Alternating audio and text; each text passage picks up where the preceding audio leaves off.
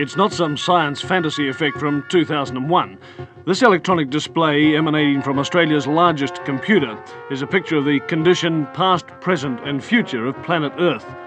The program was originally devised by a scientist working from the Massachusetts Institute of Technology, J. Forrester. It was developed under the auspices of the Club of Rome by an MIT research team to present a complex model of the world and what we humans are doing to it.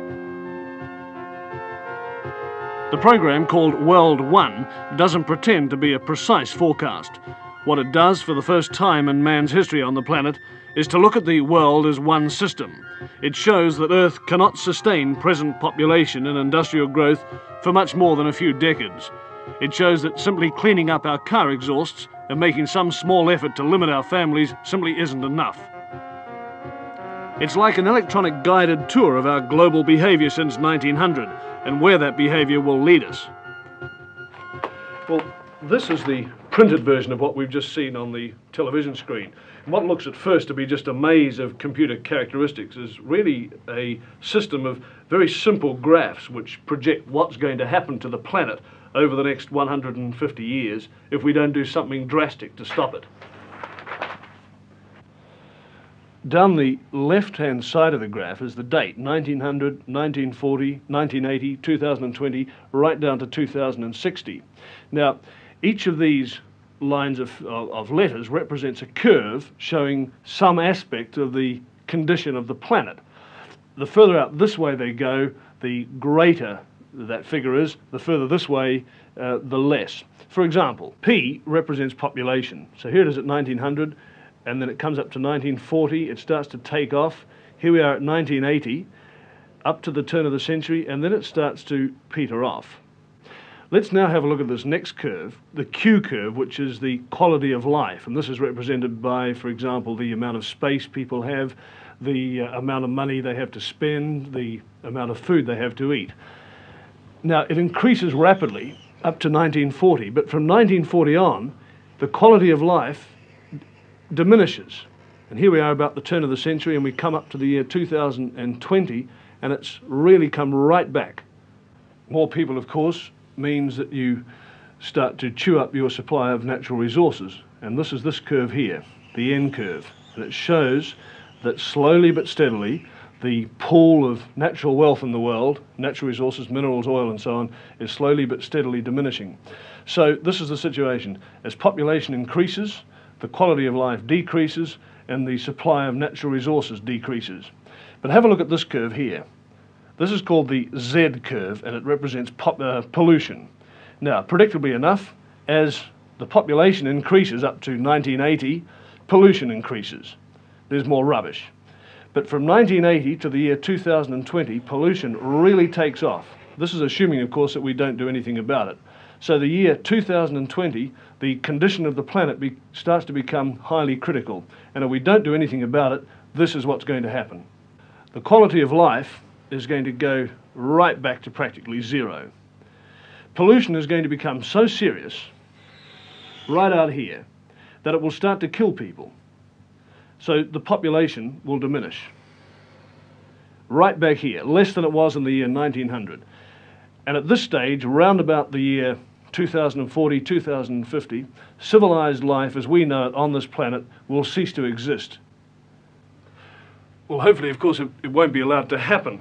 But it's taken this kind of shock treatment to nudge governments into doing something, and slowly we are. We're starting to clean up our atmosphere. We're starting to recycle our rubbish. We're doing something positive about population control.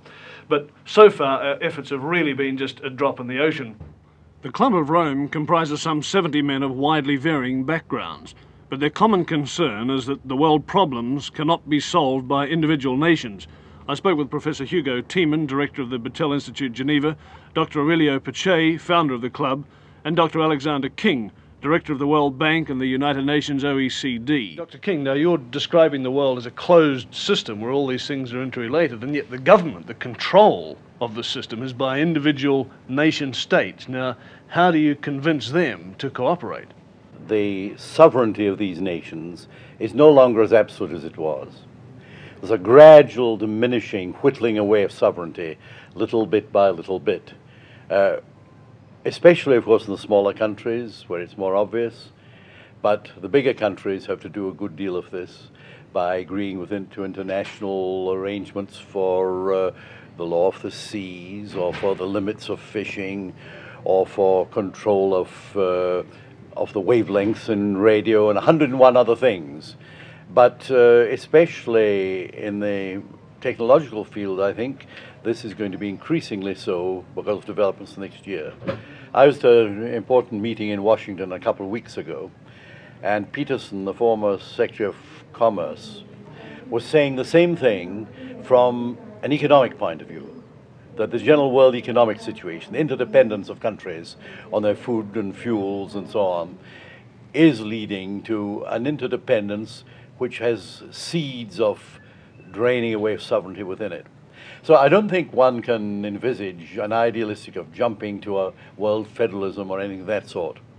But the building up probably in the next decade in a number of particularly sensitive fields like energy, raw materials, the use of the oceans, space and so on, of a number of what people are tending to call regimes, which will not be ordinary United Nations type of organizations, but semi-management organizations. There'll be a great deal of consent in them. Dr. Badache views the European common market as an elementary example of the kind of regional cooperative which is going to be necessary.